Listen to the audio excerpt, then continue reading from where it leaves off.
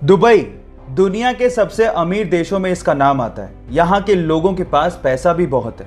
मैं मानता हूँ कि आप पैसों से बहुत कुछ खरीद सकते हैं, लेकिन अच्छी सेहत शायद नहीं। जहाँ एक और दुबई का नाम सबसे अमीर देशों में आता है, वहीं इसी देश का नाम सबसे मोटे लोगों की देशों की सूची में भी ऊपर है। और इसी प्रॉब्लम को दूर करने के लिए वहाँ की गवर्नमेंट ने अपने मोटे सिटीजन्स के लिए एक स्कीम निकाली है। इस स्कीम के मुताबिक अगर कोई मोटा सिटीजन अपना 1 किलोग्राम वजन कम करता है तो गवर्नमेंट की तरफ से उसे 2 ग्राम सोना दिया जाता है।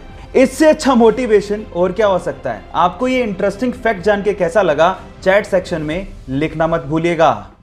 गाइस, इस वीडियो में आपको एक बंदा गरम गरम लावे में अपना हाथ डालता हुआ दिख रहा होगा। अब इतना गरम लावा जिसका टेम्परेचर इतना ज्यादा होता है, फिर भी उसका हाथ जल नहीं रहा है। ऐसा कैसे हो रहा है? डोंट वरी, मैं आपको बताता हूं कि इसके पीछे की साइंस क्या है। एक्चुअली जब भी कोई गरम चीज एकदम ठंडी चीज के कांटेक्ट में आती है तो कुछ मिली सेकंड के लिए उन दोनों चीजों के बीच में एक लेयर बन जाती है। अब इस बंदे ने लावे में हाथ डालने से पहले ठंडे पानी में हाथ डाला और उसके बाद लावे को वो टच कर रहा था, तो उस मिली सेकंड के लिए दोनों चीजों के बीच में लेयर थी जिससे उसका हाथ जला नहीं, प्रोटेक्ट रहा। इस इफेक्ट को लेडन फ्रोस्ट इफेक्ट भी कहते हैं गाइस। सो इसके पहले तक क्या आप ये इफेक्ट जानते थे? और अगर नहीं जानते थे तो चैट सेक्शन में लिखना मत भूलिएगा।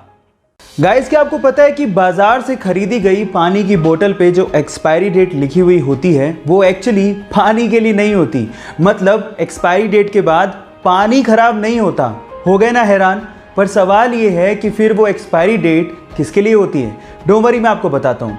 वो एक्चुअली पानी के लिए ना होकर पानी के बोतल के लिए होती है।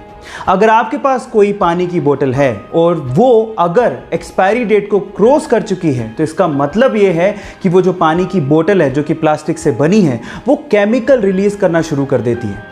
पानी इटसेल्फ खराब नहीं हुआ है, पानी में जम्स पड़ सकते हैं लेकिन पानी खराब नहीं हो सकता। वो प्लास्टिक की बोतल एक्चुअली पानी पे इफेक्ट डाल रही है ना? ये इंटरेस्टिंग।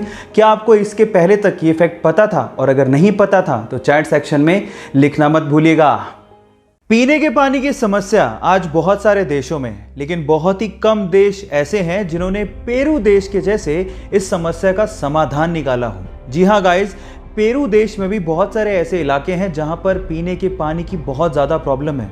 तो वहां की गवर्नमेंट ने क्या किया, ऐसे इलाकों में ड्रिंकिंग वाटर बिलबोर्ड्स इंस्टॉल किए। ये ड्रिंकिंग वाटर बिलबोर्ड्स क्या है? डोंट वरी, मैं आपको बताता हूँ।